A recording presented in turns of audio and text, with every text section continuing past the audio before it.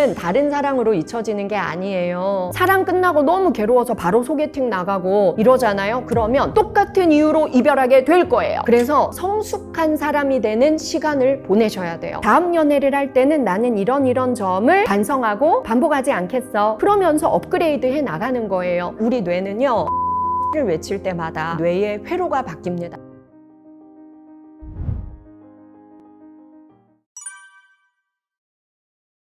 저는요, 연인 관계의 만남에 있어서 특히 쓰지 않아야 할 말이 실패했어요. 상담실에 와서 이럽니다. 저는 결혼에 1번 실패했어요. 2번 실패했어요. 저는 연애에 5번 실패했어요. 실패는 없어요. 모든 아픔이라고 생각합니다. 모든 아픔은 성숙으로 건너간다. 모든 아픔의 경험은 의미 있게 저장하면 나의 성장의 걸음이 된다 라고 생각해요. 그래서 내가 이번 결혼이 안 좋게 마무리되었다면, 아픔으로 남았다면 이유가 뭘까? 의미 있게 저장하는 기록을 남기십시오. 그러면 나의 잘못과 상대방의 잘못이 보일 거예요. 나의 잘못이 있다면 다음에 더 성숙한 사랑을 하기 위해서 내가 더 발전하면 됩니다. 내가 마음 수양 더 하고 좋은 책 더 읽고 이전에 했던 실수를 반복하지 않으려고 결심하면 돼요. 이 다음에는 더 성숙한 사랑으로 나아갈 수 있을 거예요. 그러면 지옥 같았던 결혼 생활 아니에요. 아팠던 결혼 생활. 하지만 나에게 많은 교훈을 준 결혼 생활로 저장하면 되는 거죠. 그 다음에 연애하고 결혼해서는 더 성숙한 결혼 생활을 할 수 있을 거예요. 연애도 마찬가지예요. 5번 연애에 실패했어요. 저 또 차였어요. 매번 차여요. 이런 젊은이들을 만납니다. 그런데요, 연애 실패가 아니에요. 아픔이라고 하면 됩니다. 진심으로 사랑했으나 5번째 아픔을 겪었어요. 노래 중에 이런 노래 있어요. 사랑이 다른 사랑으로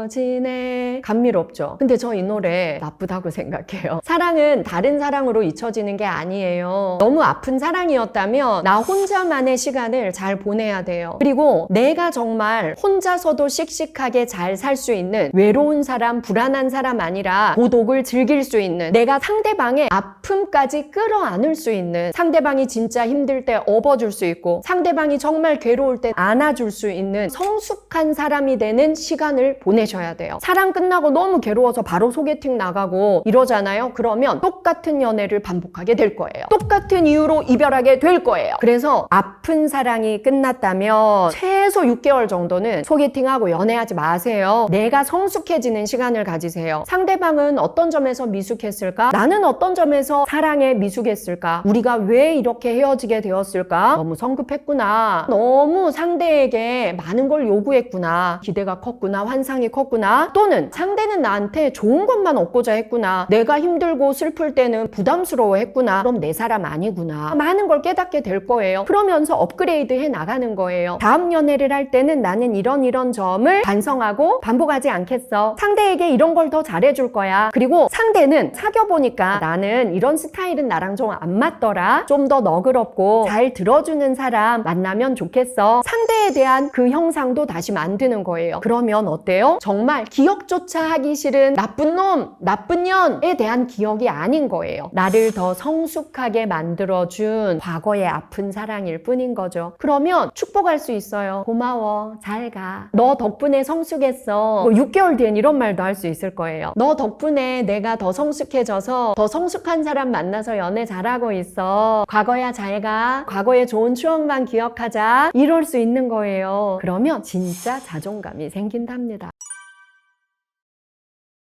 저는 가끔 상담센터에서 과거 때문에 너무 괴로워요. 과거를 잊고 싶어요. 최면 치료를 해서라도 과거의 기억, 특정 기억 지워줄 수 없나요? 이런 사람 만나거든요. 그거 할 수 없어요. 우리 뇌는요, 감사를 외칠 때마다 뇌의 회로가 바뀝니다. 감사는 내 발바닥에 붙어 있어서 안 보인대요. 밟고 내가 다니고 있다는 거죠. 우리가 당연한 것에 감사하다 보면 모든 게 기적으로 느껴지기 때문에 내일에 대한 기대가 생겨요. 오늘도 내가 살아있네. 오늘도 숨 쉬네. 오늘도 오늘도 해가 떴네. 이 모든 것을 감사하고 기적이라고 생각하기 시작하면요, 정말 내일이 기대되고요, 내일 눈 뜨고 싶어요. 그리고 내일, 모레, 5년 후, 10년 후가 기대되는 거예요. 그러면 자꾸 미래에 대한 계획을 세우게 돼요. 미래에 대한 기대가 커지고 희망이 커지고 현재에 대한 만족이 커지고 나를 사랑하는 마음이 커지면, 이 파이가 계속 커지면 불행의 파이가 줄어드는 거예요. 과거의 아픔의 파이가 줄어드는 거예요. 그것이 바로 뭐냐면 과거의 상처를 치유하는 거예요.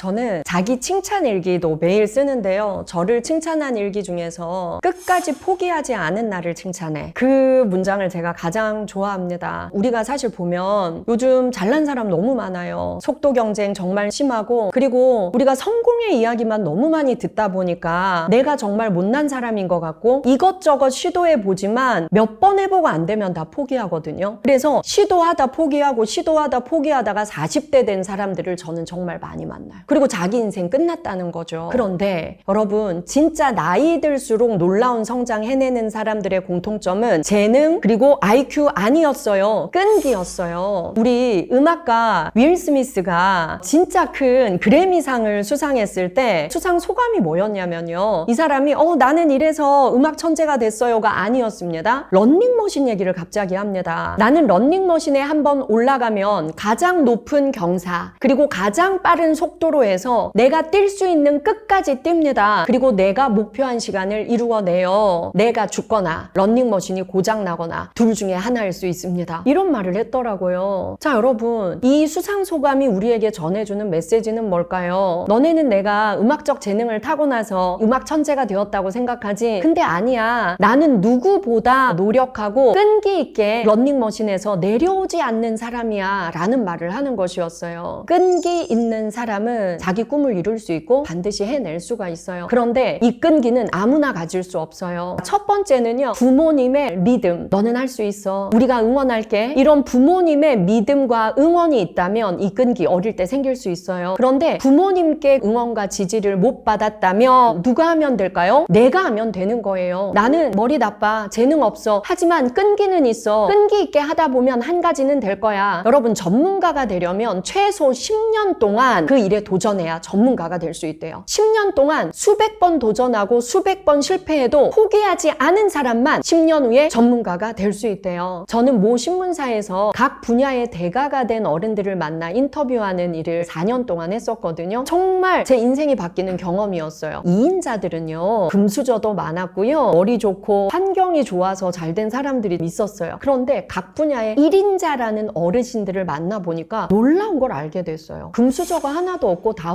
흑수저였더라고요. 그리고 성공의 일기를 통해서 성장한 게 아니라 실패의 일기를 썼다고 알려주셨어요. 성공은 누구나 할 수 있는 거야. 근데 성공하면 내려올 길밖에 없어. 뭔가를 내가 실패하고 실수할 때마다 실패한 이유가 뭐지? 실수한 이유가 뭐지? 진짜 잠 안 자고 그 일기를 썼어. 그랬더니 실수와 실패가 줄어들더라고 라고 말씀하시더라고요. 그리고 재능과 IQ를 가진 분들이 아니었어요. 10대, 20대에는 누구보다 뒤처진 사람 더 많았습니다. 그런데 30대부터 두각을 나타내기 시작해서 끈기 있게 포기하지 않으니까 40대부터 세상이 나를 알아주더라. 이런 분들이 많으신 거예요. 그래서 저는 그때 제 인생이 변했던 것 같아요. 인터뷰하면서 저 원래 국문과 출신이었는데요, 34살에 심리학으로 완전히 전향할 수 있었어요. 한번 10년 열심히 해보자. 내가 하고 싶은 심리학에서도 두각을 나타낼 수 있을 거야. 저는 항상 나이 많아서 안 된다고 생각했거든요. 그런데 그분들이 40대부터가 시작이었다 그 말을 듣고 36살에 처음 독일로 공부하러 비행기 탈 수가 있었어요. 제일 중요한 것은 내가 나를 믿는 거예요. 어떤 여자 교수님이요, 200번 도전해서 200번째 원서에서 교수가 됐대요. 199번 떨어졌던 거잖아요. 이분이 정말 놀라운 얘기를 했습니다. 100번째 떨어졌을 때 내 가족도 내 절친도 할 수 있어, 할 수 있어, 너는 최고야 했던 사람들도 이제 그만해. 이거 네 갈 길이 아닌가 봐. 네 운명이 아닌가 봐. 포기해라고 조언을 하더래요. 그 순간에 정신이 번쩍 들었대요. 아, 모두가 나한테 안 된다고 하구나. 세상에 단 한 사람 내 편도 이젠 그만하라고 하구나. 그러면 나를 믿고 끝까지 응원할 사람 나밖에 없구나. 그래서 자기를 믿기로 했대요. 그래서 끈기를 가지고 더 열심히 하면서 199번째 도전에 실패했을 때도 한 번만 더 해보자. 그 힘이 내 내면에서 나왔대요. 그래서 200번째에 합격했대요. 내가 나를 믿는 것. 이것이 진짜 내 인생을 만들어낼 겁니다. 저도요, 진짜 내 자신을 믿을 수 없고 그만할까? 포기할까? 다 때려치고 싶어. 이럴 때가 진짜 많아요. 그럴 때 제가 뭐 하냐면요. 제가 써놓은 자기 칭찬일기, 감사일기를 꺼내서 과거에 쓴 것들을 계속 읽어봐요. 그러면 제가 쓴 칭찬일기 중에 포기하지 않은 나를 칭찬해. 이게 되게 많더라고요. 모두가 안 된다고 할 때 돈도 바닥나고 모든 게 바닥나서 이젠 더 이상 할 수 없어. 그런데도 불구하고 도전해서 성취의 경험을 해낸 기록들이 있더라고요. 결국은 자기 믿음, 자기 끈기구나. 그러려면 자기 칭찬 일기를 계속 누적하셔야 돼요. 하루에 3문장, 1년에 1095번. 세상에 끝까지 나를 포기하지 않고 믿어줄 수 있는 존재는 우주에 딱 한 존재밖에 없다. 누구? 나 자신이다. 나를 믿자. 그러려면 이걸 습관으로 만들어야 돼요. 매일 나를 칭찬할 걸 찾아내세요. 어떤 날은 너무 힘들고 너무 절망스러워서 나를 칭찬할 게 하나도 없는 날이 있어요. 그런 날은 저는 이렇게 써요. 오늘은 너무 절망스러워서 나를 칭찬하고 싶은 마음조차 생기지 않지만 그래도 나와의 약속을 지키기 위해서 칭찬일기장 펼쳐놓고 무엇을 칭찬할까 고민하는 나를 칭찬해. 이 힘으로 하루를 살 수 있게 되더라고요.